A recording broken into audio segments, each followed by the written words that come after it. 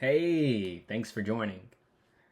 Today we're going to be looking at multiplying 2-digit by 2-digit numbers, and we're going to do that using something called area models. For this example, we're going to use a number like 59 times 46 equals blank. And that is our math sentence that we're going to solve today. For this example, we're going to draw a 2x2 rectangular shape, and we're going to split it with two numbers that go across the top and then two numbers that go across the side. And the reason we're going to do that is because we're going to break this 59 up and we're going to break this 40 up by its place value. The first number that we're going to do is 59, and we're just going to simply put it on top. 59. We're going to break it up into its expanded form. So 59 equals 50 plus 9. Another way that we can look at it is take this 5 and tell me what the value of that 5 is. The 5 is in the tens place, so this 5 is worth 50. So we put 5 above this column. Next, we'll look at this 9. Looking at this 9 by itself, this 9 is in the ones place. So the value of this 9 is 9. Let's do the same for this one. Again, we're going to break this 46 into expanded form. This 4 is in what place value? It's in the tens place, so 4 in the tens place is worth 40. Or you can say 4 times 10 equals 40. And then this 6 is in the ones place, so 6 times 1 equals 6. 40 plus 6 gives you 46. 50 plus 9 gives you 59. Next, what we're going to do, we're going to take the numbers that cross paths and we're going to put them in parentheses because those are the numbers that we're going to multiply. So I'm going to put 40 and it crosses paths with this 50 in this square. So in these two squares, these two numbers cross paths. So we're going to put these in parentheses because those are the only numbers that we're going to multiply for this square. Now if I take it a little further, this 40 crosses this one, but it ends up in this square and these two numbers cross paths. 40 times 9 goes in this square.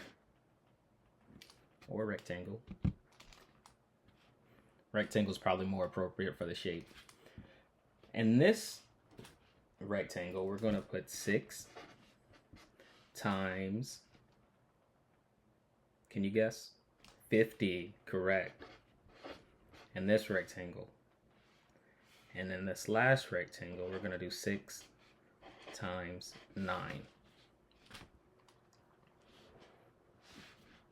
Keeping it simple, we do not need to do 40 times 50 to get the answer. We're gonna keep it really simple. We're gonna do 4 times 5, and then we're gonna add the zeros that we didn't include in that question. So 4 times 5 is 20.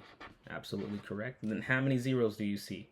I see 1 0 here, and there's my second 0. So I see 2 zeros. So I need to add those 2 zeros to my answer. 1, 2.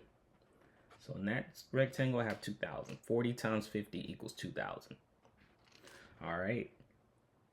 4 times 9.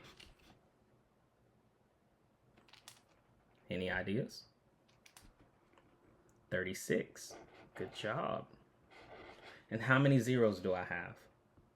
I have 1 here. Do I have any there? Nope. I just have 1 0 that I need to add. All right. 6 times 5. Is 30. And how many zeros? Do I have a 0 behind this 6? Nope. Do I have a 0 behind this 5? Yes. So I need to add 1 0. And then last but not least, 6 times 9 is 54. Great job. After we multiply all of these quadrants, we line them up, or we stack them up. 2,000 plus 360 plus 300 plus 54. And if you notice, I line them all up, making sure that their back number, all of the back numbers start in the same row.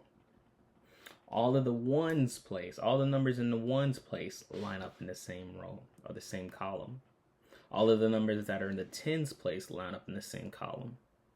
And all of the numbers that are in the hundreds place line in the same column.